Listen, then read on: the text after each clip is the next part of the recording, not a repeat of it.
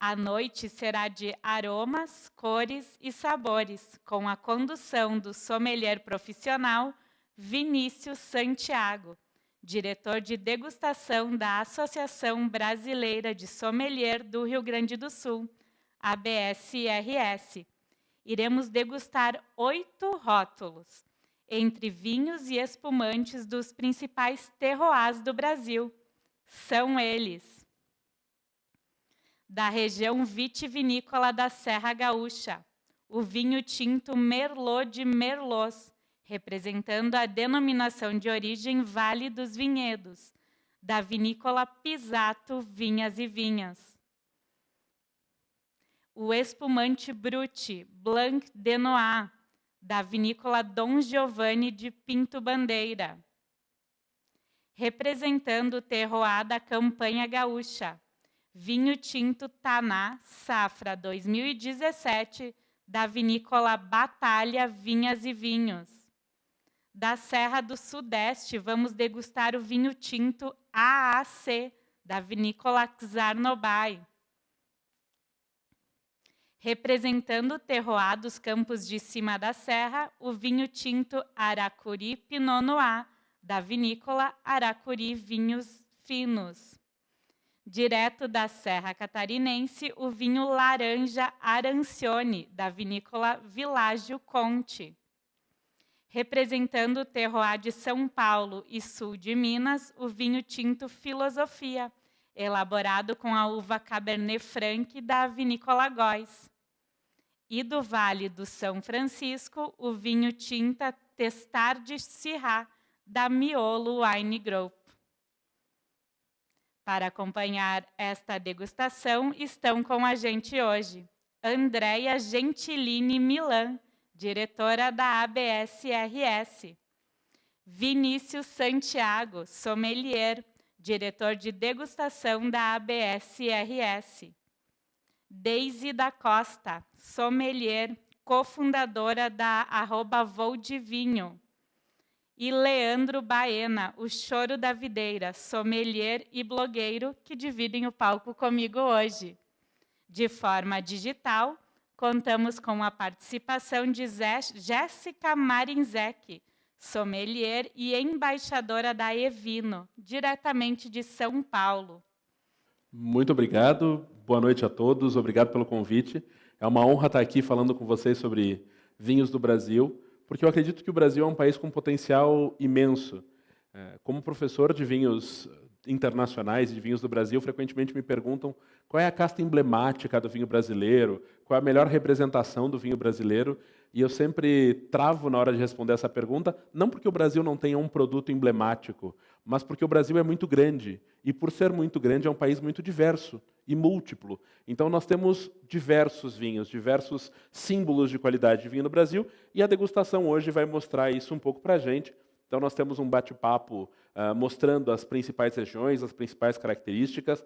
Vai ser uma corridinha, porque o Brasil é muito grande, temos 8 rótulos para degustar, mas a ideia é mostrar para vocês um panorama de como é o Brasil vitivinícola e quais são as diferenças de solo, clima e como isso influencia a qualidade dos vinhos no Brasil. Então hoje nós vamos falar de Terroirs Brasil. Brasil é um país gigantesco, é um país tropical, abençoado por Deus e bonito por natureza, mas a maior parte da viticultura do Brasil não está na zona tropical, está numa zona temperada, que é o extremo sul do Brasil. É muito engraçado quando a gente faz algum evento internacional com vinho brasileiro, o pessoal pergunta, tá, mas o Brasil faz vinho? Porque o pessoal associa Brasil com o Rio de Janeiro, carnaval, futebol, samba, e não com vinhedos e frio no inverno. Mas se a gente vem para Santa Catarina, para o Rio Grande do Sul, que são os estados que mais produzem uva e vinho no Brasil, a gente tem um inverno bastante rigoroso, que é importante para a cultura da videira, mas como nós vamos ver hoje, não é impeditivo, porque nós temos vinhos também em regiões tropicais. Então vamos aos terroirs do Brasil. Deixa eu me organizar aqui com o meu passador de slides.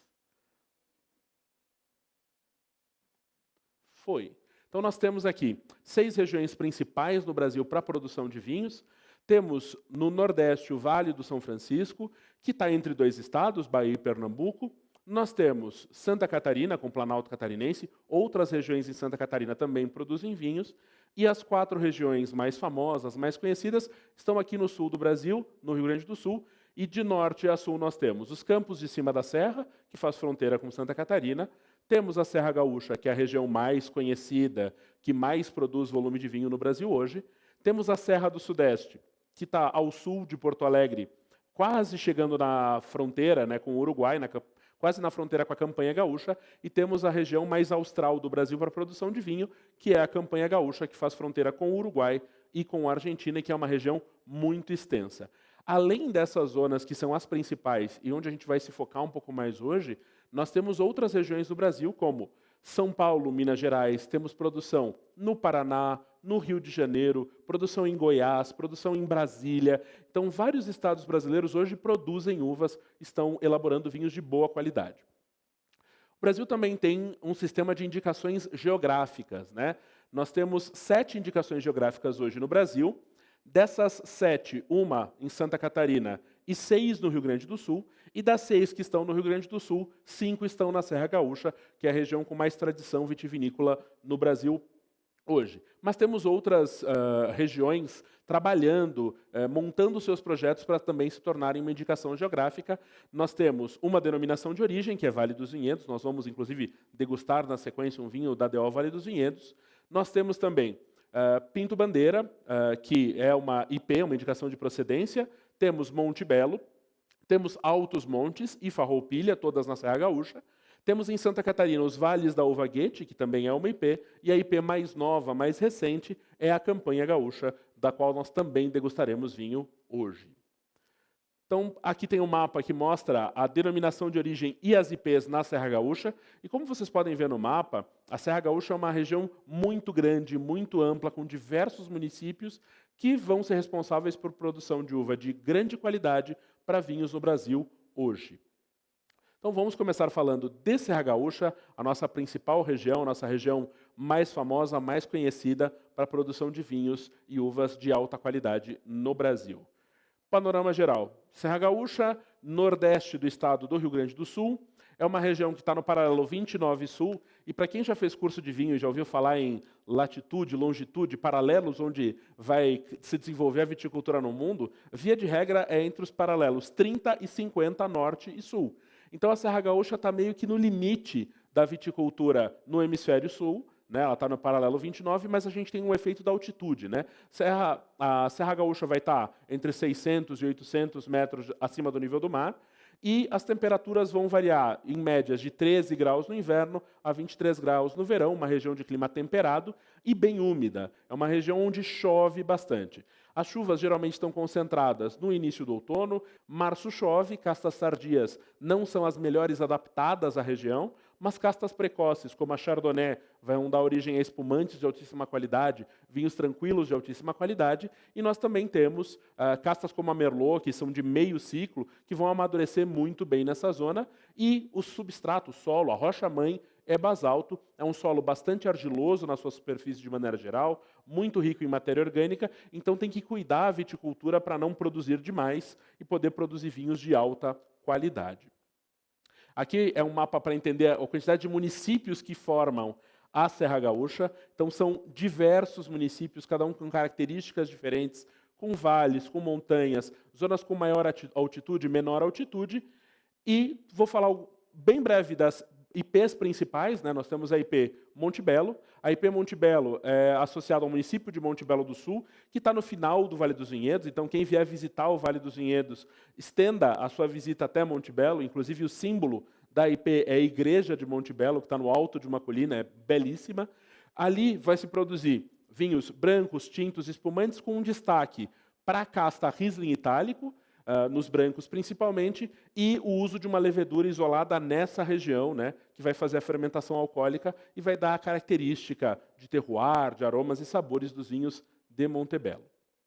Seguindo as nossas IPs, Temos a IP Altos Montes. A IP Altos Montes vai ficar entre Flores da Cunha e Nova Pádua. É uma IP que vai elaborar diversos estilos de produto, tintos, brancos, rosés, espumantes, com diversas vinícolas famosas, vinícolas bastante conhecidas, sem um foco muito específico e sem alguns estilos de produção, mas a área delimitada dá vinhos bastante equilibrados, muito frescos e alguns com um bom potencial de guarda, com um bom potencial de evolução. Essa é uma região que tem se destacado muito pelos tintos de bastante potencial, bastante intensidade. Seguindo as nossas IPs, nós temos a IP Farroupilha, que é uma IP especializada em vinhos e espumantes baseados na uva Moscato. Então, nós temos produzidos com diversas uvas da família das Moscato. Existe uma variedade de uva Moscato, um clone de Moscato, que só existe em Farroupilha, ele é nativo dali, foi uma mutação que essa uva sofreu em Farroupilha. E vão se produzir vinhos tranquilos, frisantes, espumantes. O Moscatel de Farroupilha é premiadíssimo no mundo inteiro. Alguns dos vinhos mais premiados do mundo são moscatéis de Farroupilha. Então, é uma região que vale a pena conhecer. Ah, Vinícius, mas eu não gosto de moscatel, é espumante doce. Dentro do contexto certo, um espumante aromático, adocicado, fresco, com acidez equilibrada, é delicioso, principalmente com sobremesas à base de frutas. Então, Farroupilha é uma região que está se destacando muito por isso, e grandes vinhos licorosos, vinhos de sobremesa muito maduros, profundos, produzidos aqui também, sempre à base das uvas Moscato. E tem outras regiões da Serra Gaúcha que não têm uma indicação de procedência, mas vale a pena conhecer. Então, nós temos Garibaldi, que é conhecida como a nossa capital do espumante, com vinícolas tradicionais. O espumante no Brasil começou em Garibaldi com a vinícola Peter Longo. Nós temos Faria Lemos, que tem um projeto enoturístico maravilhoso. Várias vinícolas de Faria Lemos, como a Cristófoli, a Dalpisol, ganham prêmios pela experiência enoturística. Temos o Vale do Rio das Antas, que tem vinícolas imensas como a Salton, vinícolas pequenas como a Cainelli, por exemplo, produzindo vinhos de alta qualidade. Temos vinícolas pequenas também produzindo diversos estilos de vinho, como a Geller, a Giaretta. Temos a região de Alto Feliz, que está na subida da serra, para quem vem de Porto Alegre, que tem a vinícola Dom Guerino, que tem se destacado muito no mercado brasileiro. E também temos a região das Hortênsias, que é uma das regiões mais conhecidas e visitadas da Serra Gaúcha. Né? Muita gente quer conhecer Gramado, Canela, a Europa brasileira, né? E vai para essa região, também tem vinhos, também tem vinícolas. Então, vale a pena conhecer a viticultura em toda a Serra Gaúcha. Lembrando, a gente vai se focar em algumas regiões do Rio Grande do Sul, mas existem muito mais vinícolas e muito mais vinhos do que a gente vai citar aqui hoje. E vamos falar do Vale dos Vinhedos, que é a nossa primeira região, e aqui eu vou começar a interagir com os nossos comentaristas. Primeiro, uma visão geral do Vale dos Vinhedos. Vale dos Vinhedos é uma denominação de origem, significa que os vinhos produzidos no Vale dos Vinhedos, que vão ter o selo da DO, têm que seguir métodos de produção específicos, normas de viticultura específicas, condução da videira, o jeito da poda, produção por hectare, tem formas de colher a uva, levar para a vinícola, fazer a vinificação, normas para envelhecer o vinho, para amadurecer esse vinho. E o Vale dos Vinhedos foi uma IP em 2002, uma DO em 2012, e vai ser focada principalmente em 3 estilos de vinho. Então nós temos vinhos tintos, que vão envelhecer no mínimo 12 meses, né? Então, esse envelhecimento pode ser em madeira ou não, a maior parte em madeira, e eles são varietais de Merlot, com no mínimo 85% Merlot, ou vinhos de base Merlot, com outras castas. Temos vinhos brancos na DO Vale dos Vinhedos. Os vinhos brancos vão envelhecer no mínimo 6 meses a partir de 1º de março da safra, da vindima, vão ter como base Chardonnay ou um blend como base Chardonnay. Via de regra, os vinhos brancos Vale dos Vinhedos são Chardonnay 100%, e nós temos também espumantes da DO Vale dos Vinhedos, que podem ser brancos ou rosados, sempre pelo método tradicional, mínimo 9 meses em contato com as leveduras, geralmente é mais, e vão ser sempre secos, Nature, Extra Brut e Brut, de base Chardonnay e Pinot Noir. E nós vamos degustar o nosso primeiro vinho, que é o Pisato Merlot, de Merlots 2018, e eu vou convidar a Daisy para degustar esse vinho comigo e a gente trocar uma ideia sobre o Merlot de Merlots da vinícola Pisato. Boa noite a todos.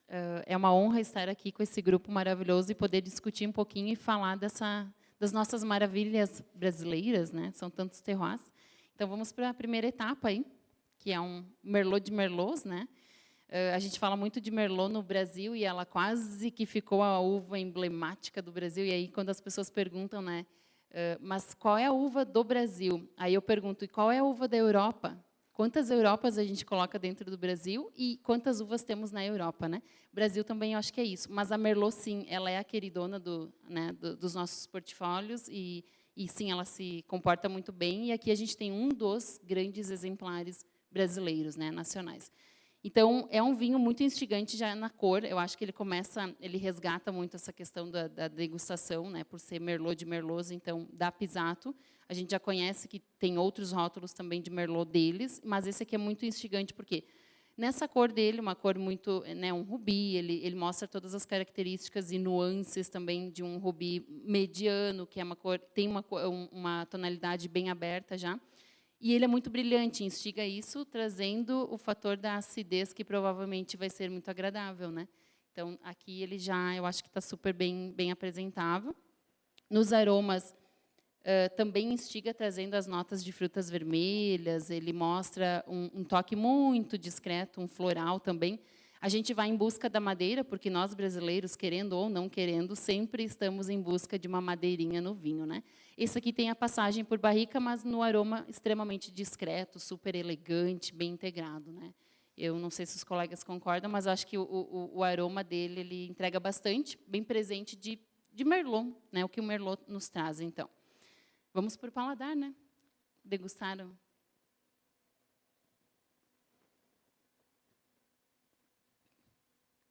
Paladar também. Quando a gente fala de Merlot, né, na minha opinião, é a uva mais mediana que existe entre todas ali a nossa lista de uvas, assim, né, falando das clássicas, Cabernet, Pinot e tal.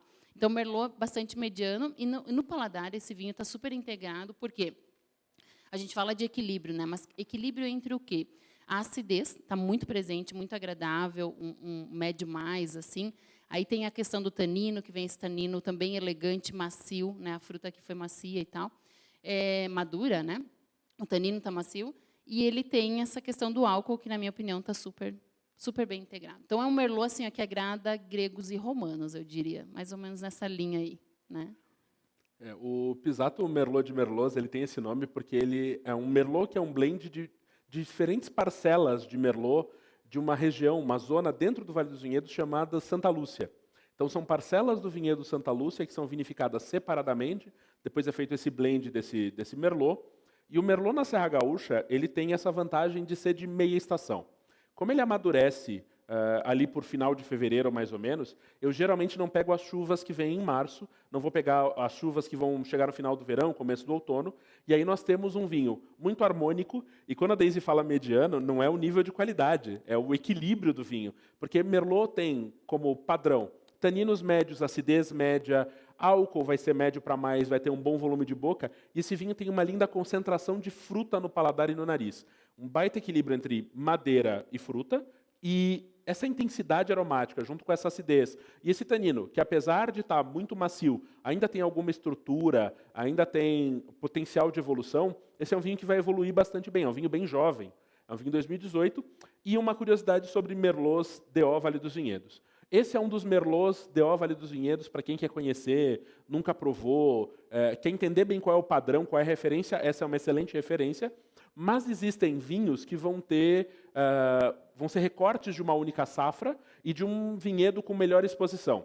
A Pisato tem o DNA 99, a Miolo vai ter o seu Merlot Terroir, e aí tem várias vinícolas na Serra Gaúcha, no Vale dos Vinhedos, que vão fazer grandes Merlots em grandes anos, e esses são vinhos com potencial de guarda, que podem passar dos 10 anos com qualidade, evoluindo maravilhosamente bem. Então, é uma região que produz vinhos que geralmente vão ter uma vida média de 8 anos a partir da safra, mas que também podem evoluir, e com a evolução, eles vão ganhando notas que podem ir para o lado das flores secas, vão para o lado da ameixa preta, da amora, passa, em compota, e essa madeira vai ficando cada vez mais integrada no vinho. Então, essa evolução que o Vale dos Vinhedos entrega é fantástica, e um ponto que vale para qualquer denominação de origem no mundo. Se você gostou de um vinho da DO, é bem provável que você goste de outro vinho de outra vinícola da mesma denominação de origem. Se não é muito o seu estilo de vinho, é bem provável que você não goste de outro vinho da DO. Por quê? Porque eles têm um padrão, eles têm um perfil. Para ser uma DO no Brasil, uma denominação de origem, o vinho precisa justificar as suas características por causa de solo, clima, jeito de cultivar, jeito de fazer o vinho, e isso é o que resume o conceito de terroir, né? Terroir não é só terreno, terroir não tem nada a ver com terror, né? Apesar do Dia das Bruxas ter passado agora. Terroir tem a ver com tipicidade. E esse é um Merlot extremamente típico da DO Vale dos Vinhedos. Então, o nosso primeiro vinho é o Pisato Merlot de Merlots 2018, que é 100% Merlot, ficou 11 meses em barris de carvalho francês, de tostagem média, primeiro e segundo usos, e tem 13,5% de teor alcoólico. Ainda na Serra Gaúcha, nós vamos para uma outra região muito interessante, que é a região para quem gosta de espumantes na Serra Gaúcha.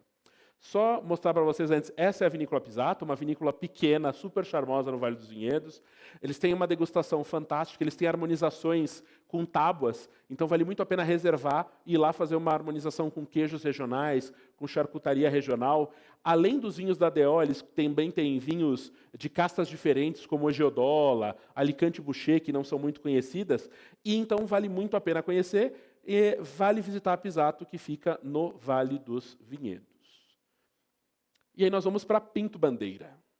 Pinto Bandeira é um lugar lindo, porque Pinto Bandeira também está na Serra Gaúcha, mas está numa região um pouco mais alta que o Vale dos Vinhedos, vai ter uma temperatura um pouco mais fresca do que o Vale dos Vinhedos, e é uma região que vai dar uvas de altíssima qualidade para espumantes e vai dar Cabernet Franc de altíssima qualidade. Então, Pinto Bandeira é uma IP, é uma indicação de procedência, está para virar uma DO, específica para espumantes, deve ser a primeira denominação de origem para espumantes do Hemisfério Sul. Isso já está encaminhado, estamos esperando a notícia a qualquer momento. E a IP Pinto Bandeira vai produzir vinhos de qualidade fantástica. Tanto vinhos tranquilos, e aí o destaque fica de fato para Chardonnays, alguns Pinot Noirs e para Cabernet Franc, mas o grande destaque da IP Pinto Bandeira está nos espumantes. E aqui a gente tem a paisagem de Pinto Bandeira, que é esse relevo ondulado de altitude, com algumas araucárias, com uma belíssima ventilação. Mesmo sendo Serra Gaúcha, a gente tem um clima bastante diferente do Vale dos Vinhedos. E eu vou chamar a Jéssica Marinzec para falar o que ela pensa de Pinto Bandeira, dos espumantes de Pinto Bandeira, se ela curte essa região e os vinhos que vêm daí. Boa noite, estão me ouvindo direitinho, né? A frase que a gente mais falou nos últimos meses é essa. Estão me ouvindo bem? Boa noite, primeiro de tudo, eu quero agradecer o convite, né? Uma honra poder dividir um pouco da minha, não só da minha opinião, mas, enfim, um pouco de conhecimento também. Boa noite para todos os convidados, para quem está assistindo a gente. Eu estou aqui, eu estou com várias telas, estou acompanhando os comentários no chat, estou olhando o que vocês estão falando. Muito feliz também de poder, de todos esses vinhos incríveis que a gente vai degustar hoje, estou muito feliz de falar desse vinho específico. Primeiro, que eu gosto muito da qualidade que a Dom Giovanni entrega, né? Então, é uma vinícola que, ano a ano, coloca no mercado produtos de qualidade, assim, não dá nem para questionar. E aí, quando a gente fala desse vinho, primeiro vamos falar que ele é um Blanc de Noir, né?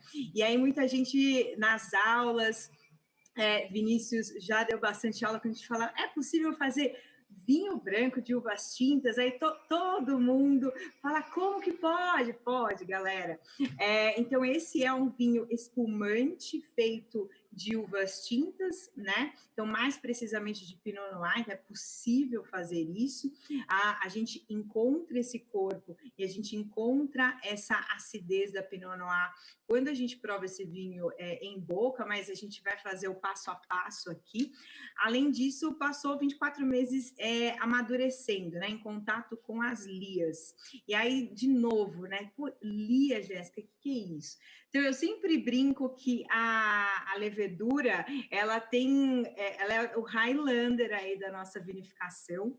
Primeiro porque ela tem um papel importantíssimo, que é transformar o açúcar natural da uva em álcool. E mesmo depois de fazer esse papel tão importante, ela acrescenta ainda mais corpo, ela acrescenta aromas, ela acrescenta mais complexidade ao vinho. Então, tem esse contato com as borras, as lias, que é essa levedura morta. Eu queria destacar bastante também a acidez, como ela dá uma... A acidez desse vinho dá uma textura, né? Eu não vou entrar no viés de mineralidade aqui, porque eu não sou nem doida de levantar essa bandeira na quinta-feira à noite. Mas essa textura que a acidez dá para esse vinho é impressionante. Então, quando a gente fala de nariz, a gente está falando de pera, de pêssego, a gente está falando desse toque de pão fresco, bastante fresco, que acompanha muito esse vinho. E aí, em boca, o que me conquista logo de cara é esse mousse, as bolinhas, né, gente? A gente está tentando falar aqui um pouco mais fino, a gente fala mousse, mas pode falar bolinha aí na sua casa, tá tudo certo. O importante é você degustar esse vinho. Como ele é macio, né? Ele é bastante macio, elegantíssimo em boca. E aí, em boca, não sei se todos concordam comigo, a gente percebe uma citricidade maior, uma característica mais de fruta mais cítrica, mas ainda assim, essa acidez é bem elevada e que gera essa textura. Eu gosto bastante também de falar de harmonização, né? Por que não? As pessoas adoram provar os vinhos e aí comer alguma coisinha ali do lado, preparar algo especial. Esse rótulo, ele é tão especial que você, obviamente, pode abrir conversando com seus amigos, preparando alguma comida. A gente está falando de espumante. Não existe o melhor momento para você abrir um espumante. Eu vou abrir só para comemorar.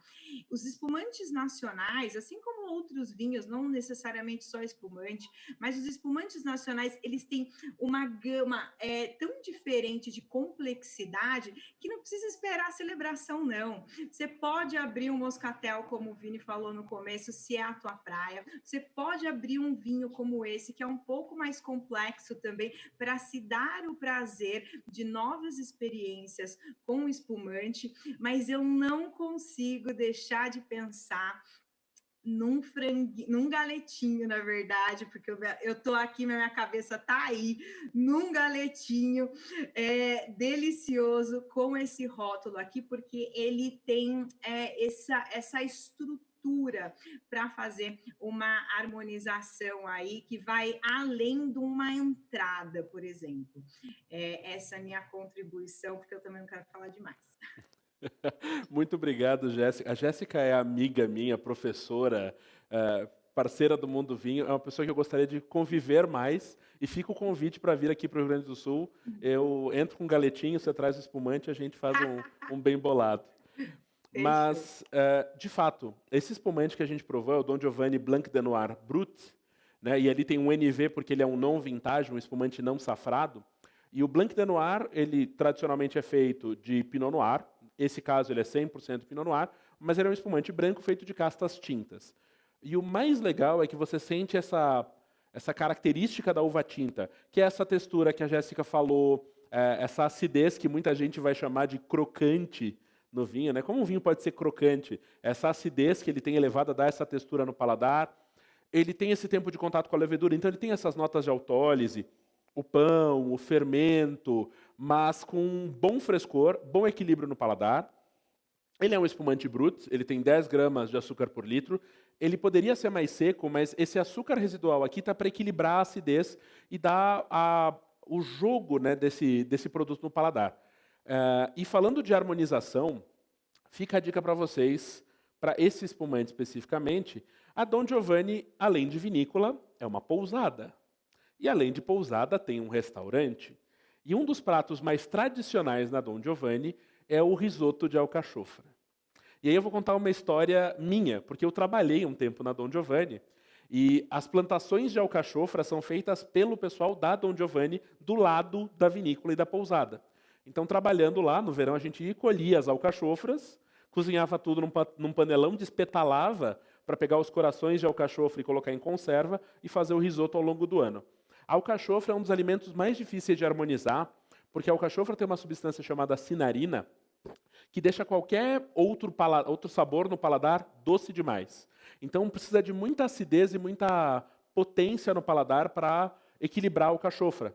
Tinto com alcachofra fica metálico, não funciona. Então esse é um espumante que para pratos com alcachofra, um risoto de alcachofra acompanhado de um galetinho, fica maravilhoso, é uma excelente harmonização.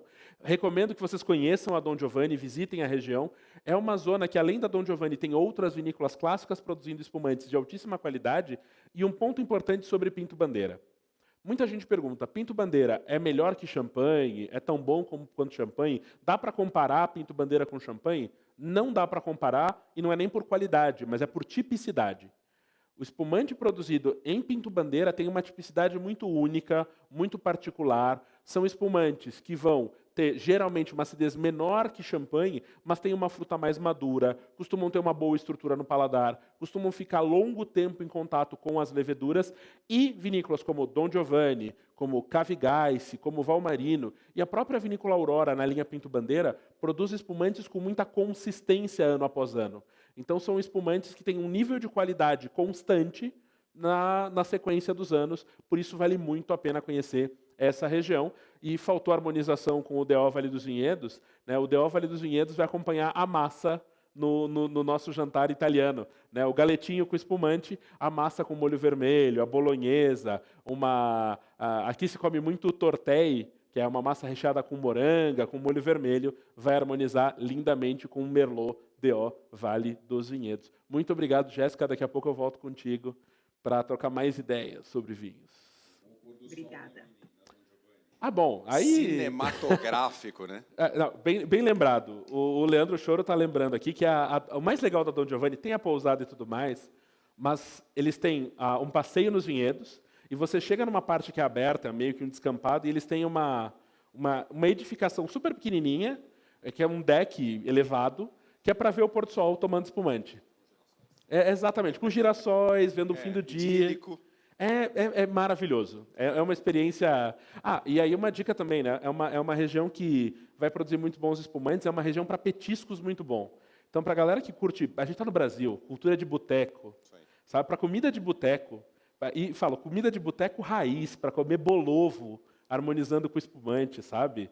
Pastelzinho de feira, quer fazer gourmet, vai numa empanadinha, mas está funcionando muito bem com esse estilo de espumante. E Pinto Bandeira vai muito bem de passeio, porque além você vai na Valmarino, toma um Prestige, o Churchill Prestige, que eu acho que é um monstro de espumante, e o Mr. Cabernet Franc, Marco Salton, que faz um terço, faz um Valmarino Churchill, vai na Cavigais e finaliza a tarde lá na Cavigais com os vinhos. O Terroir Nature da Gás é um absurdo também. Passeio imperdível, você está coberto de razão. Inclusive, fica a dica para os que vêm visitar a região, reservem um dia para visitar Pinto Bandeira.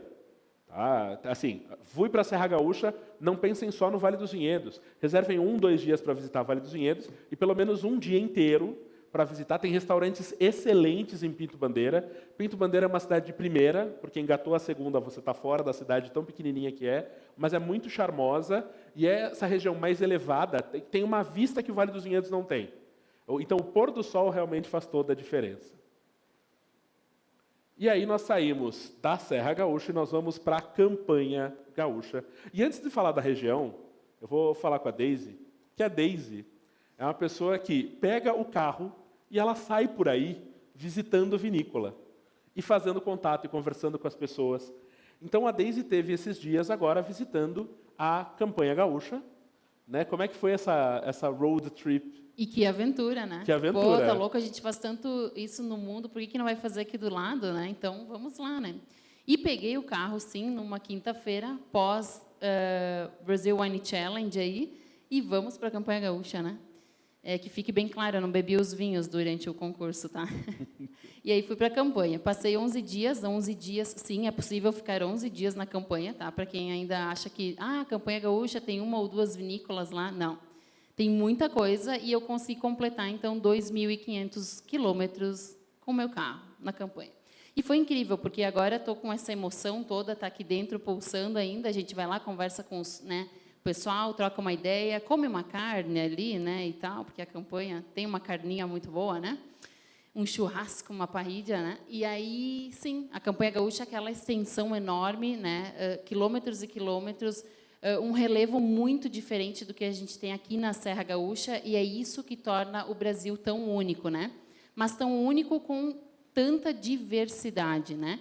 E a campanha gaúcha agora, como a gente sabe, entrou a IP, conquistou a IP, indicação de procedência, né? O Vini comentou agora há pouco, e isso é muito bacana ressaltar, porque faz a diferença na hora de falar das uvas da campanha gaúcha. Estamos falando de uma das mais extensas regiões vinícolas do Brasil, né? Então, a gente não está falando... Eu até brinco com o pessoal lá, eu digo, não, vocês têm que parar de falar que é campanha gaúcha, são campanhas gaúchas, porque são várias regiões dentro daquela extensão enorme, né? E ela tem que ser dividida assim, tá? Eu levanto essa bandeira aí. Eu acho que em breve vão ter várias campanhas ali dentro e com aspectos diferentes. Então, outra coisa que a gente falava muito, e acho que isso está terminando um pouquinho agora, é a questão de só a uva taná na campanha, né? A campanha tem excelentes vinhos, né, com altíssima qualidade da taná, e eu fui pega de surpresa com algumas uvas novas que estão sendo testadas e cultivadas dentro da campanha gaúcha. Então, há uma diversidade enorme dentro da campanha gaúcha, tanto que a IP ela contempla mais de 25 uvas, né? Então, tu pensa que dentro de uma IP, mais de 25 castas, é uma loucura. Bah, mas os caras estão atirando para tudo que é lado. Não, estamos fazendo testes. O Brasil é um laboratório aberto e a gente precisa abrir a mente para isso. A gente está testando, plantando, faz o vinho que não deu certo, retira, vai de novo, e é isso que a campanha está fazendo. Então, foi uma surpresa muito grande essa viagem, essa aventura. Indico que todos vocês peguem o carro na quinta-feira de tarde e vão para a campanha gaúcha. E fiquem 11 dias, se for possível. 2.500 quilômetros em 11 dias. Em 11 dias, Uma isso. média de 200, 250 quilômetros Bem por tranquilinho, dia. assim. Ah, vai ali visitar o vizinho. É perto? Sim, é pertinho, dá 1h30. Tudo bem, só vai. E a campanha tem esse nome porque ela é um campo, né? É uma região mais plana. E a Pampa, né? A Pampa Gaúcha, que é uma região, é um bioma que é dividido pelo Rio Grande do Sul, pelo Uruguai e pela Argentina. E se a gente olhar a campanha na nossa apresentação, a gente vai ver que é uma região que tem características completamente diferentes da Serra Gaúcha.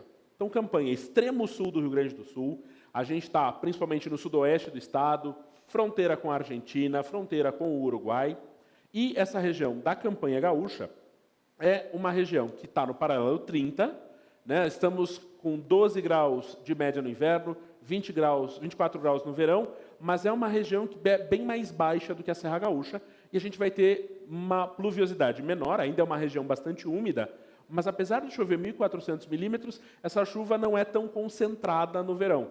Então, a gente consegue ter uma maturação um pouco mais longa do que na Serra Gaúcha. O solo também é mais arenoso, tem maior drenagem, tem um pouco menos de doença fúngica, é uma região mais plana que permite mecanização e onde se planta uma diversidade enorme de castas, de variedades de uva. E essa é a paisagem da campanha, para a gente ter uma ideia. Então, é muito comum ter as ovelhas pastando no meio dos vinhedos, fazendo a gestão da vegetação no meio dos vinhedos. E aí nós vamos ao nosso vinho da campanha gaúcha, que é o Batalha Taná 2017. Apesar de não ser a única casta da campanha, ela é a que tem destaque. Então, a Taná é a casta, a variedade que tem destaque na campanha. Mas aí fica a pergunta, o Taná da campanha é igual ao Taná uruguaio? Com certeza, não. Então, a gente tem aí... Esse é um grande diferencial, né? E é bacana, Vini, colocar isso que tu falou dos vizinhos ali, né? Os uruguaios, então, que estão exatamente do lado, ali na fronteira. E aí, quando a gente tem eles lado a lado, a gente vê a grande diferença, né? E o mais incrível da campanha, então, conversando com os produtores, né? Muitos deles têm taná, sim, ela é a uva destaque, sem dúvidas nenhuma, né? E eles nem querem ser o Uruguai. Isso que eu achei fantástico de descobrir, porque até então eu tinha em mente, não, os caras devem estar querendo fazer alguma coisa muito parecida com o Uruguai. E, na verdade, não, né? Na verdade, eles não querem ser o vinho uruguaio, não querem ter aquele taná, e, portanto, aqui a gente tem um vinho muito, muito interessante, né? Eu brinco que aqui é a cor da campanha dentro da taça, né? A gente fala muito da Califórnia, lá pegando, né, um vinho, sei lá, qualquer um Merlot, Cabernet Sauvignon da Califórnia, tem o sol na taça de muitas regiões, e aqui na campanha eu falo a mesma coisa. É como se tu enxergasse o sol na taça. Então, é uma região mais seca, vai trazer essa tonalidade, né? Matura muito bem a uva e vai, consequentemente, trazer um rubi muito vivo, bastante intenso. Aqui nesse taná da Vinícola Batalha, que, por sinal, é uma vinícola menor, bem pequena, tem poucos hectares, uma produção de altíssima qualidade em todas as linhas de vinhos, né? Então, é um taná muito mais calmo do que o Uruguai. Aí, na cor, ele entrega esse rubi e tudo. Aí, o que eu acho que aí muda muito do Uruguai, tá? Falando assim, querendo ou não comparar, mas a gente acaba comparando, né? No aroma dos tanás da campanha, na minha opinião, a gente tem muita rusticidade, tá? Que é o que eu não encontro sempre nos vinhos do Uruguai, nos tanás do Uruguai. Então, essa rusticidade que eu falo, na verdade, é quando a gente gira a taça um pouquinho ali, ok, vem a fruta, porque primeiramente tem que chegar essa fruta no nosso olfato, e vem uma fruta assim, nesse caso aqui, um pouquinho de fruta vermelha bem madura, ou então uma fruta negra, lembrando alguma coisa um pouco mais rústica. E aí, quando eu falo do rústico, é porque vem uma notinha do herbáceo e logo em seguida, nesse rótulo aqui da Batalha, couro. Até lá na campanha mesmo a gente comentou muito a história do couro. Poxa, mas como assim couro no vinho tinto? A gente tem um pouquinho dessa nuance e ele torna um pouquinho mais complexo, né?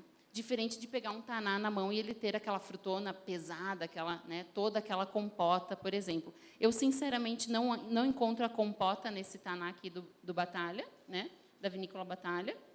Acho que ele tem frutas maduras, mas não chega ao nível de compota. Então, fica a dica para quem gosta do vinho maduro, mas não chega a ser aquela geleia ainda, né?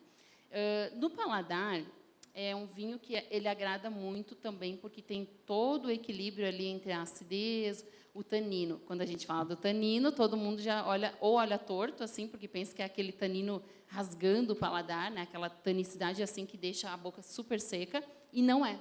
É muito diferente de outros. A gente pode pegar tanás, né, da França e tal, ou Uruguai, que seja. Esse taná aqui é um tanino que vai estar mais macio, um pouco mais pronto, de acordo com esse sol que amadurece a uva e tudo mais. Então, você não gosta de taná, você tem que provar um taná da campanha. Porque, às vezes, as pessoas não gostam porque elas provaram, foi aquele vinho que rasgou o paladar, que foi muito agressivo, e os tanás da campanha você tem que conhecer, tem que dar chance. Nunca pensando que ele é pesadão e mega encorpado ao nível de ser agressivo. Então, é isso que eu idolatro muito nos tanás da campanha gaúcha, né? Final de boca, assim, persistente, ele tem uma bela intensidade, tanto no aroma quanto persistência de paladar, que são duas coisas diferentes, a gente não pode misturar elas, né? Então, intensidade dos aromas, a persistência do vinho no paladar. É isso que apresenta para mim esse taná da campanha gaúcha. Provem os tanás também. Excelente. E quando vocês forem para a campanha, vai levar um tempo para conhecer, porque as vinícolas são distantes, precisa tomar o tempo para conhecer. É uma região de muito gado, muita criação bovina, né? Tanto ovina quanto bovina. Então, Leandro, acho que a gente pode organizar um roteiro enogastronômico pela campanha, né? Vinhos e carnes. Dá para levar vegetariano também, a gente assa uns vegetais na parrilha. Com certeza. Não, e tem trabalhos belíssimos na campanha, né? Eu sempre falo da Guatambu, vinícola sustentável. O Épico 5, eu acho um vinhaço, né? Não tão especificamente da uva, mas tem belo. Eu achei muito precisa quando vocês falaram dessa variedade de terroirs, de vários terroirs dentro do Brasil. Então, a gente vai do Vale do São Francisco até a campanha, nós temos várias Europas, várias Nova Zelândia, várias coisas. Então, uma coisa que eu acho muito legal, Vini, o produtor brasileiro, ele não pensa engessado, ele consegue pensar diferente. Você vê, a gente falou da Valmarino enlatada para o Cabernet Franc, bota o Cabernet Franc no carvalho francês, outro bota no carvalho americano. Então, o produtor brasileiro tem essa capacidade de pensar fora da caixa e, como a Deise muito bem falou, ousar fazer experiências e, no melhor dos sentidos, ser irresponsável. Uma coisa que direciona muito o pessoal na campanha, e isso é um ponto importante para entender vinho brasileiro no geral também. Na Serra Gaúcha, a gente tem aquelas histórias familiares, né? O meu avô, o meu bisavô, o meu bisnono veio da Itália de navio e trouxe mudas de videira e cultivou aqui. E a gente tem essa história familiar. Na campanha, isso praticamente não existe. Não tem uma tradição. É pessoal de outras áreas que resolveu investir na vitivinicultura porque é um negócio interessante, porque é uma paixão. Eu trabalhei muitos anos com a Guatambu especificamente, e o Walter sempre dizia, eu plantei alguns vinhedos porque a minha filha Gabriela estava estudando, precisava fazer alguns trabalhos, queria fazer alguns testes. A gente fez o primeiro vinho, se apaixonou. Hoje, a vinícola me dá muito mais trabalho do que a estância, mas me dá muito mais prazer. E é isso. E quem corre por gosto não cansa. Esse é um ditado pelo qual eu sou apaixonado. Quem faz vinho por gosto faz bem feito. E é o caso do Giovanni, da Vinícola Batalha. Deixa eu até mostrar para vocês, porque a Vinícola Batalha é uma vinícola muito pequena. E marquem visita na Batalha, porque o melhor churrasco, a melhor paleta de cordeiro que eu já comi na vida foi na Vinícola Batalha, alguns anos atrás. E a Vinícola Batalha é uma vinícola que está em construção. Então, é um projeto que começou como um projeto vitivinícola. Então, o proprietário Giovanni, ele investiu nos vinhedos para ter uvas de boa qualidade, estava vinificando numa outra vinícola e agora está construindo a própria vinícola dele e recebe muito bem o pessoal, dá uma aula sobre história da campanha. A vinícola se chama Batalha por causa da Batalha do Ceival, que aconteceu nessa região. Então, a região da campanha, ela, além de ter bons vinhos, boa gastronomia, ela tem muita história. E essa história é o que a gente não pode deixar de valorizar no mundo do vinho. E vamos falar da nossa próxima região, que é a Serra do Sudeste. Então, a Serra do Sudeste, deixa eu mostrar para vocês aqui, é essa região que está coladinha na campanha, mais para cima, né, mais ao norte da campanha gaúcha. E a Serra do Sudeste está numa formação geológica que é o chamado escudo, um escudo do sul do Rio Grande do Sul, que é uma formação granítica no sul do estado. E essa formação de granito vai criar uma elevação. Então, é uma região que não é uma serra só, são duas serras na realidade, que é a Serra do Herval e a Serra dos Tapes, que são divididos pelo rio Camaquã entre essas duas elevações. E são elevações que não são muito altas, a gente vai estar entre 300 e 500 metros de altitude. O solo vai ser de granito, de gneiss, é um solo que é pobre em matéria orgânica, mas é muito rico em minerais, que vão ser micronutrientes para a videira. É uma região onde chove bastante também, mas essa chuva é muito distribuída ao longo do ano, então chove uma média de 100, 120 milímetros por mês nessa região, e ela é um pouco mais fresca do que a campanha e um pouco mais quente do que a Serra Gaúcha. Então, a Serra do Sudeste é uma região que vai produzir vinhos muito redondos, um meio termo entre serra e campanha, muito equilibrados, e é uma região onde está se cultivando muitas castas novas. Por quê? A Serra do Sudeste é uma zona de coxilhas, é uma região de elevação ondulada, né, que é o que a gente chama de coxilha aqui no Rio Grande do Sul, e vai ter uma série de variedades de uva diferentes. Então, aqui se produz Bom Turiga Nacional, alguns dos melhores Nebbiolo do Brasil estão vindo dessa região, tem Chardonnay de alta qualidade, mas também tem Viognier de boa qualidade nessa região aqui. Então, essa é uma zona que é menos conhecida, porque tem poucas vinícolas nessa região. Como está no meio da campanha e da serra, muita gente tem vinhedos nessa região, produz a uva e leva a uva para vinificar, ou na Serra Gaúcha, ou na campanha, que é mais próximo. Então, por exemplo, vinícolas como Angeben, Lídio Carraro, a Chandon do Brasil vão ter vinhedos nessa zona, vão produzir essas uvas e vão vinificar fora da Serra do Sudeste, levam a uva ou o mosto em caminhão refrigerado para vinificar em outro lugar. E aí eu vou chamar a Jéssica Marinzek para comentar o nosso próximo vinho, que é um blend de safras e um blend de castas. E castas bem diferentes, como Antielota e Turiga Nacional, que são bem a cara da Serra do Sudeste, essa zona bem no meio do Rio Grande do Sul. E a Czarnobyl é uma das poucas vinícolas que está instalada lá. Todo vinho é feito em Encruzilhada do Sul, na Serra do Sudeste. Bom, vamos lá. O que eu acho que mais me chamou a atenção no aroma desse vinho é um toque balsâmico, que ele tem um bem leve, bem sutil, mas que traz uma complexidade, obviamente aliado à fruta. Hoje, não sei, eu nem sei, eu faço tanta conversa online, mas eu sei que algum dia eu falei, gente, mas esse vinho é frutado. Aí alguém me falou assim, então frutado é doce, né? Não, ele está aliado à fruta desse vinho, que é uma fruta madura, é uma ameixa muito gostosa, então ele tem toque frutado aliado com esse toque balsâmico e também um pouquinho de cedro, sabe? Um pouquinho dessa madeira. Ele tem níveis aromáticos, que é o que a gente chama, que a gente fala de aromas primários, secundários e terciários. Quero ser muito técnica aqui, mas é basicamente o que a gente chama de um vinho complexo. Então, olha só, né? Ele é um vinho que não é safrado, né? Mas ele é um vinho que apresenta bastante complexidade, precisa abrir, precisa de um decanter. Então, cara, a gente está falando de um vinho que vai merecer ainda mais alguns anos nessa garrafa. Eu adoraria prová-lo, por exemplo, daqui a uns 10 anos. Mas em boca novamente. Espera aí. Ó, esse balsâmico, você pega ele mais em boca, e eu quero falar muito sobre o tanino desse vinho. Ele é um tanino que preenche a sua boca inteira, a gente sente ele bem aqui na frente, mas ele é um tanino bem sedoso, ele tem um corpo muito elegante. Eu gosto da acidez dele, que não é... Bom, eu sou a louca da acidez. Para mim, quanto mais acidez, melhor. Mas tá tudo certo. Ele tem uma acidez que traz um frescor e uma elegância.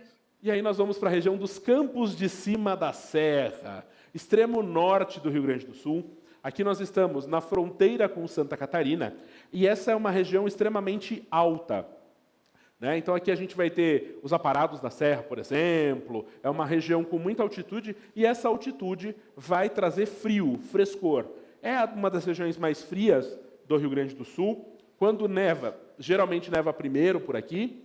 Então, essa região está no paralelo 28, vai ter uma temperatura bem menor do que a Serra Gaúcha, 12 e 20 graus como médias mínimas e máximas.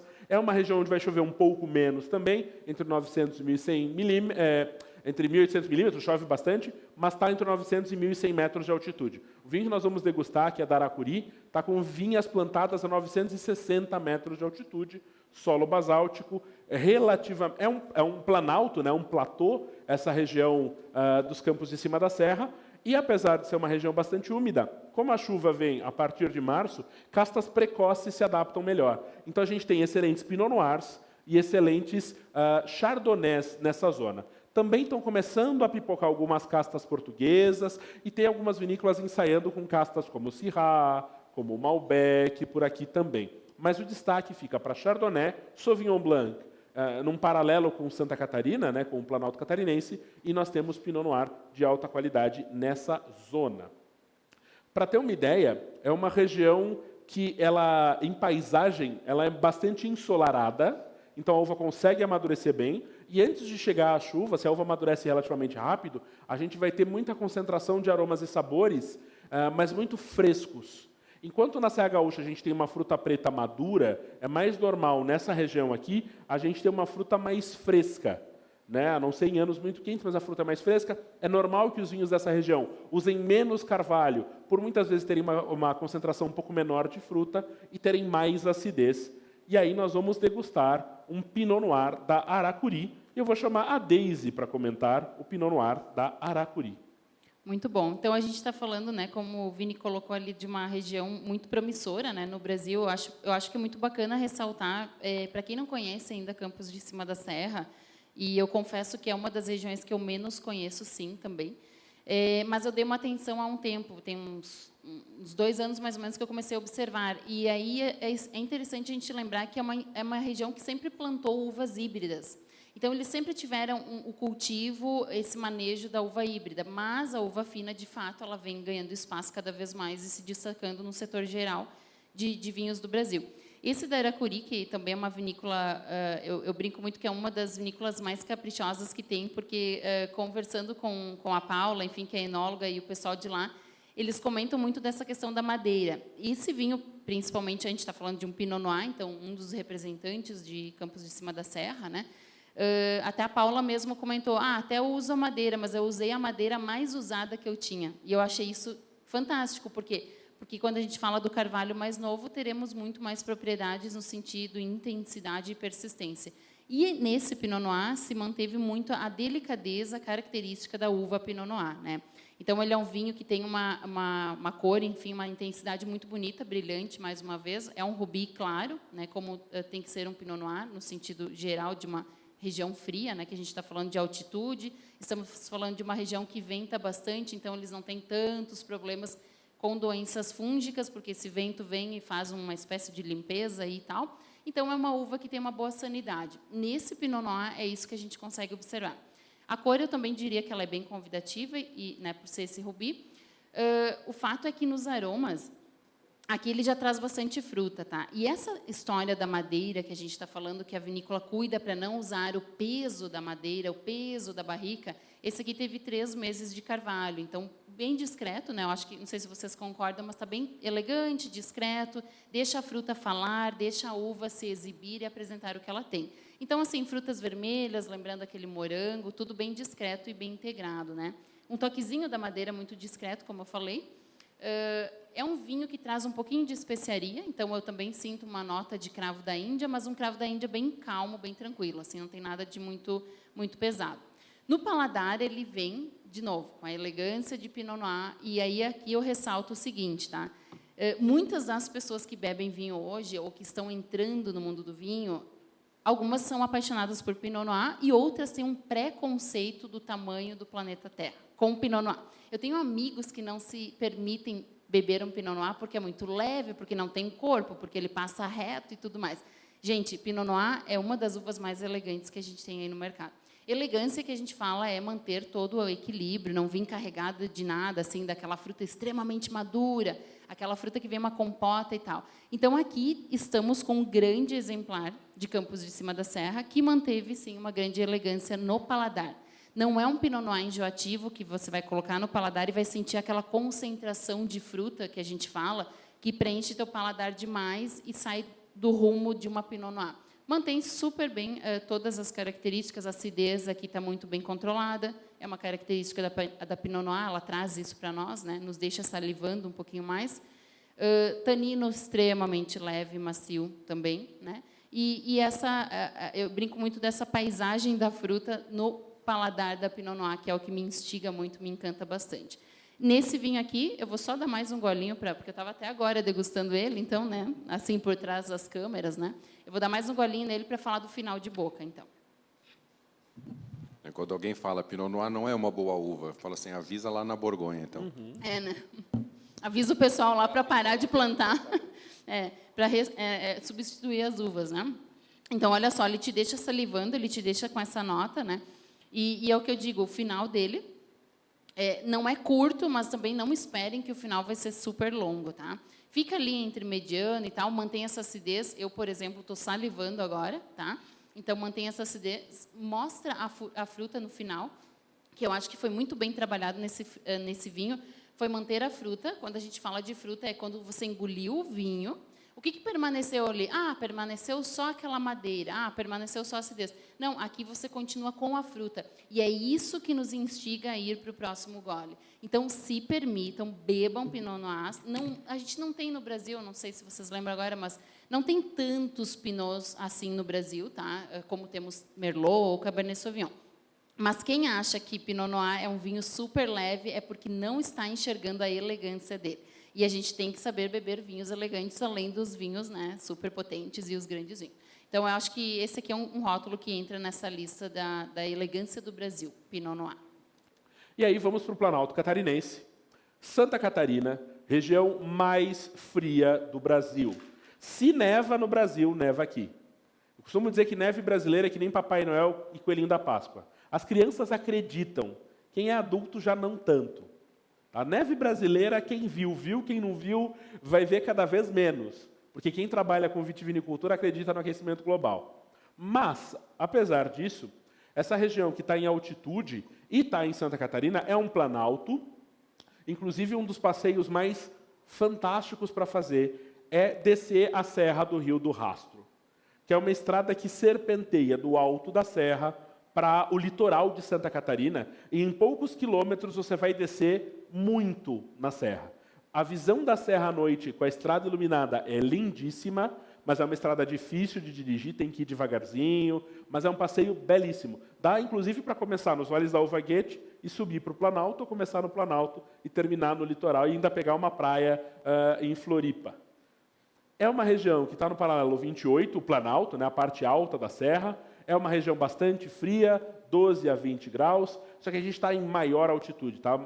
Chega a 1.400 metros de altitude, os vinhedos mais altos do Brasil estão aqui. É uma região bastante chuvosa, de solo basáltico, mas, como a gente comentou antes, castas que se destacam. Sauvignon Blanc, altíssima qualidade, muito perfumado, muito aromático, e castas italianas. E, para ter uma imagem, um dos problemas maiores aqui é o granizo. É muito comum ter granizo nessa região, então é normal o pessoal cobrir as videiras quando tem previsão de granizo para proteger das pedras, porque isso causa um dano que pode levar até 2 anos, 3 anos para recuperar o vinhedo. E aí a gente tem um vinho bem diferente para degustar aqui, e eu vou chamar o Leandro Choro para degustar esse vinho comigo. Esse vinho, para quem está vendo a gente, que eu acho muito legal a gente falar de vinho laranja, porque é muito comum, acho, vocês recebem muito essa pergunta, né? O vinho de laranja. Na verdade, o vinho tinto, normalmente vinificado com casca, o vinho branco, normalmente vinificado sem as cascas. Nesse caso, o vinho laranja, ele é um vinho branco que ficou em contato com as cascas, nesse caso aqui, 60 dias. Eu achei muito feliz essa associação do vermentino com essa acidez do floral do grequeto com ribola gialla e ainda essa especiaria da malvasia de Cândia, e essa nectarina que realmente salta aos olhos, né? Salta ao nariz. Eu gosto muito, eu tenho o hábito, não sei vocês, gostaria de ouvir também a opinião dos amigos aqui, e já adianto que é uma honra estar aqui no meio de um debate de tão alto nível. Debate não, uma conversa de tão alto nível. Eu costumo começar o meu vinho laranja numa temperatura mais fria e deixo ele evoluir em taça para ir descobrindo novos aromas, né? Eu acho um vinho extremamente agradável. O nariz, ele me apresenta essa complexidade, essa especiaria, essa nectarina. Eu acho muito gostoso de nariz. Uma baita de uma acidez, que até é difícil de falar, mas ele preenche a boca, ele fica na boca, ele dá aquela amarradinha, né? E a cor amarela, que muita gente... O tanino também tem a fama, que a gente estava falando da má fama do tanino, de dar cor para o vinho tinto. A gente precisa deixar muito bem claro que o tanino não dá cor para vinho tinto, que dá antocianina. Então, neste caso aqui, muito dessa cor alaranjada, e o nome arancione é exatamente cor alaranjada, ele preenche muito a boca, uma fruta muito agradável, uma baita acidez, e essa baita acidez, na minha opinião, que lembra muito esse terroir catarinense, pede o próximo gole, assim, muito rapidamente. E São Paulo e Minas Gerais, hoje é uma das regiões que mais tem destaque em qualidade de vinho no Brasil. São Paulo vem para impressionar no mundo do vinho, porque é a coisa de quem corre por gosto não cansa, e o pessoal está fazendo por gosto e muito bem feito. Com um detalhe, a casta que mais tem tido destaque de São Paulo para cima é a Syrah. Cabernet Franc vem num segundo plano, mas a Syrah é a casta que mais tem tido destaque. Cabernet Franc também tem alta qualidade, e aqui a gente vai ter uma coisa que é marcante nessa região, que é a colheita de inverno. Nessa região, nessa zona, o inverno não é tão frio quanto aqui no Rio Grande do Sul, quanto aqui no sul do Brasil. Por conta disso, as videiras não entrariam em dormência plena no inverno. Por causa dessa dormência que não é verdadeira, é possível adiar a colheita. Então, se faz uma poda, geralmente em agosto, setembro, para formar os ramos produtivos, e em janeiro, quando você começaria a ter alguma produção de cachos, frutas, amadurecimento, você vai fazer uma segunda poda e vai fazer uma poda de produção. Então você vai eliminar a produção que viria da poda que você fez no ano anterior e você vai jogar essa colheita para o próximo inverno. E por que isso é essencial nessa zona? Porque na época que a gente colhe aqui na Serra Gaúcha, de janeiro a março, é época de chuva em São Paulo e Minas Gerais. Eu tenho um casal de amigos que foi morar em São Paulo, estão há 1 ano e pouquinho em São Paulo, e falaram: eu nunca vi um inverno tão seco. Porque para quem mora no Rio Grande do Sul, o inverno é super úmido. Mas em São Paulo, o inverno é super seco. Em compensação, agora é a estação chuvosa. Está começando a estação chuvosa, principalmente agora na virada do ano. Então, ao invés de colher na estação chuvosa, se colhe com sanidade na estação seca, usando essa dupla poda, ou poda invertida, como é chamada também. E aí, a gente vai ter 2 regiões que a gente vai ter destaque.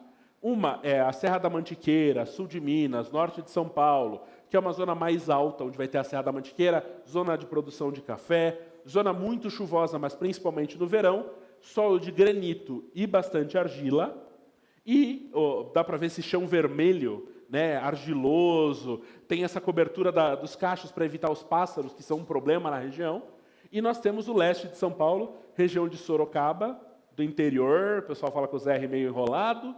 A gente vai ter 750 metros de altitude, também bastante úmida, solo bem argiloso, que é uma região que foi muito conhecida durante muito tempo por produzir vinhos simples, de uvas americanas, frutados, de volume, mas que hoje investe cada vez mais em vinhos finos, de alta qualidade. E é dessa região que a gente vai degustar o vinho aqui agora.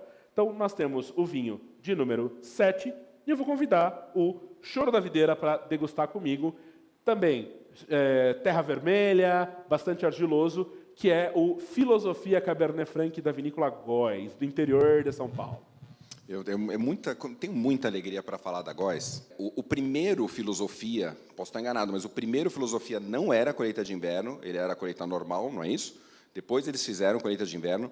Se adaptou muito bem a Syrah e a Cabernet Franc, se adaptou muito bem. É um vinho que já me conquista no nariz, eu acho ele extremamente agradável no nariz, porque ele tem essa fruta vermelha mais madura, ele tem especiaria, ele tem um mentolado, ele tem um toquezinho defumado que me agrada muito, exatamente indo nessa linha que a Daisy falou, sem atropelar, e o Vini também, sem atropelar a fruta, isso é fundamental, não é aquele suco de madeira, né, que a galera comenta. Na boca.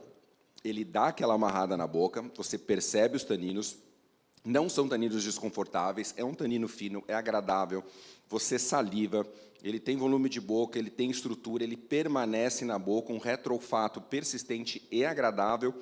A garrafa eu acho linda, eu adoro, claro que uma garrafa pesada por si só não é suficiente, talvez seja suficiente para fazer a primeira venda, mas a segunda pouco provável. Mas eu adoro a garrafa da Góes. Eu adoro o pessoal da Góes, o Fabinho Góes, como o Vini, sei que já foi, sei que gosta também. Eu acho um passeio delicioso, eu acho que eles evoluíram muito tecnicamente, para mim é uma grande alegria estar num evento desse nível falando de uma vinícola de São Roque.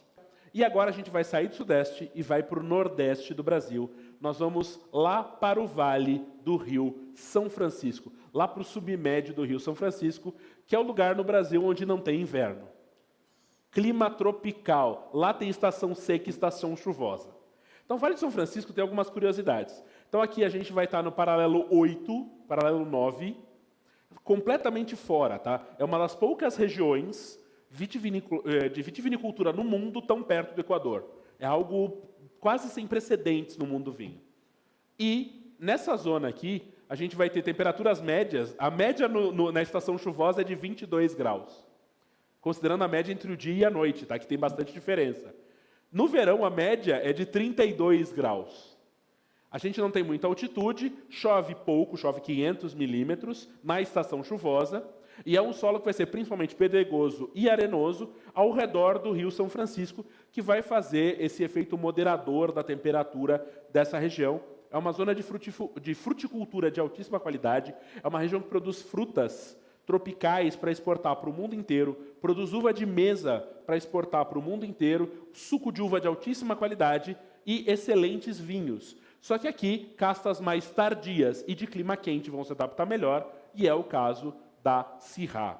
Para ter uma ideia, os vinhedos vão estar em solos arenosos, terreno bem plano, isso vai permitir a mecanização para facilitar os trabalhos no vinhedo, tem a colheita manual para os vinhos de melhor qualidade, e nós temos isso aqui. Essa é uma das imagens mais emblemáticas da região, porque a gente tem, naqueles terrenos quadrados no sul da imagem, né, na parte de baixo da imagem, são vinhedos. E cada um deles está numa época diferente do ciclo da videira.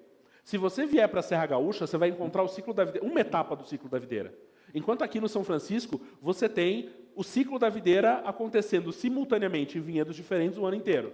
Isso significa que aqui na Serra Gaúcha, no sul do Brasil, mesmo em São Paulo, a gente tende a ter uma safra por ano. No Vale do São Francisco, a gente consegue ter até 2,5 safras por ano no mesmo vinhedo. Outro ponto importante também é que a vinícola aqui da Serra Gaúcha se programa para safra. Enólogo, em época de safra, fica em cativeiro dentro da vinícola. Então, enólogo não curte carnaval aqui na Serra Gaúcha, porque ele vai estar vinificando. Carnaval é dentro da vinícola. É passando mangueira, ligando bomba, fazendo remontagem em vinho. No Vale do São Francisco é o ano inteiro. Porque é carnaval o ano inteiro. Porque é o ano inteiro dentro da vinícola, porque tem uva chegando o ano inteiro. Se você tem vinhedos suficientes, fornecedores suficientes, vai ser julho, você vai receber uva, agosto, setembro vai receber uva, em dezembro vai receber uva, em abril vai receber uva. Tanto que essa foto aqui foi tirada pelo Adriano Miolo, lá no Testardi. Essa foto aqui é o mesmo dia, com cachos, com uvas de maturação diferente, em vinhedos diferentes. E tem um que está saindo da fase de floração, grão chumbinho, antes do verezon, né, do pintor da uva e pós-pintor, quando a baga já está mais macia e translúcida. Essa foto é impossível em zonas temperadas. Essa foto é inviável na Serra Gaúcha sem montagem. Para entender como é particular a viticultura no Vale do Rio São Francisco e como são particulares os vinhos de lá também, nós vamos degustar um Syrah do Vale do São Francisco, o Testardi da Miolo. E vou pedir que os dois comentem, tanto o Leandro quanto a Daisy, começando pela Daisy. Nossa, então quando a gente fala assim, né, falando do Nordeste brasileiro, então a gente está indo para outra ponta, né, nós que estamos aqui em Bento, na Serra, né, Gaúcha, e confesso também para vocês que até alguns bons 4 anos atrás, assim, eu não estava muito focada também no Vale do São Francisco, tá? Assim como diversos amantes do vinho ainda pensam que não tem vinho lá no Vale do São Francisco. Aí as pessoas relacionam muito com a praia, né? Pô, mas como é que é? Estão plantando videira na praia e tal? Qual é que é a situação, né? Gente, existem também outras regiões além da praia, além do mar em si, né? Em qualquer outro estado tem outras. Existe uma serra, existe regiões mais frias e tal, e o clima vai mudando. E esse vinho, bom, por ser um Syrah, já começamos muito bem, né? Porque eu acho que é uma das uvas que está representando super bem a região, né? Ela traz, eu acho que todos nós, como profissionais, a gente tem que apresentar um vinho do Vale do São Francisco, a gente vai meio que reto no certeiro, assim, porque ele entrega, de fato, muito, né? E, mais uma vez, a gente enxerga o sol na taça, né? O sol do Vale do São Francisco, o sol da Bahia, de Pernambuco ali, né? Então, é um vinho com uma cor maravilhosa, muito bonita, assim, muito vivo também, um rubi que traz essa clareza de clima quente. Tu olha para a taça e dificilmente tu não vai reconhecer que é um clima quente, né? De acordo com essa maturação. E aí, nos aromas, assim, ele entrega muito, né? Entrega muito, aromas bem... eu acho, assim, aromas bem delicados, não acho que ele é pesado no aroma, no sentido da fruta, sabe? Mais uma vez, não é a fruta enjoativa, porque quando a gente fala de clima quente, todo mundo pensa que vai ser algo ou com uma compota enjoativa ou algo pesado no aroma. Eu acho que não, que ele mantém muito bem a elegância assim da fruta, né, marcando essa fruta vermelha. Um pouquinho, talvez um toque de uma fruta negra, mas eu ficaria mais com as vermelhas. Um toque também da especiaria, né? Traz essa nuance de especiaria. Sobre a madeira, eu não acho que a madeira ressalta no aroma, acho que ela está super bem integrada, assim, não se apresenta antes da fruta. É muito importante que a madeira não venha antes da fruta nos vinhos, e isso já mostra um nível de qualidade no uso da barrica, né? E no paladar, vamos lá, então. Muito pronto para beber hoje, porém, com bastante potencial de guarda, tá? Mas é Vale do São Francisco, não tem acidez no vinho, só tem fruta madura e compota. Não é bem assim. Ele tem a acidez aqui, a gente sente, né? Sente no paladar, então esse é um dos fatores que vai dar longevidade a esse vinho dentro da garrafa, né? O tanino está muito presente, tanino já macio hoje, de acordo com o sol, que teve essa maturação fenólica, que a gente chama também. Então, está tudo certo, está todo ele redondo, pronto, mas se quiserem comprar uma caixa dele e guardar o restante, abra a primeira com os amigos e o resto guarda, que ele vai longe. É um vinho que tem, na minha opinião, ele tem longevidade ainda para aguentar na garrafa. Né? Muito bom, excelente qualidade, um grande representante do Nordeste brasileiro. Perfeito, perfeito. Ele tem a rebeldia do jovem, né? Digamos assim. Também acho que ele vai evoluir muito bem. Nada a acrescentar em termos da degustação, impecável. Eu queria lembrar só que Testardi é o cabeçudo, né? O teimoso. Eu acho muito legal. E esse rótulo é um dos rótulos que me emociona muito. Eu acho um rótulo forte, eu acho um rótulo representativo, não só do Brasil, mas do povo nordestino. Eu acho lindo com esse mandacaru, com essa casa. E a gente está falando de Vale de São Francisco, a gente está falando de um país dentro do Brasil. A gente está falando de 64 mil quilômetros quadrados, 644 municípios, 13 milhões de pessoas, olha que loucura. E é uma região que passou por vários ativos econômicos, digamos assim. Do século XVI até o século XIX, era gado, era pecuária. Depois, até 1980, passou para terras, para posse de terras. E depois, atualmente, água. Que esse tipo de condução na Vale do São Francisco depende muito da irrigação. E este vinho é um vinho que faz alcoólica e malolática espontânea dentro da barrica, 12 meses de carvalho francês novo. Essa foto que você mostrou, Vini, eu acho espetacular, eu acho ilustrativa. Eu ia comentar, você falou antes, perfeito. Pessoal, então estamos chegando ao final do nosso 3º episódio do Wine Summit. Gostaríamos de agradecer a todos que compartilharam esta e as 2 noites anteriores conosco.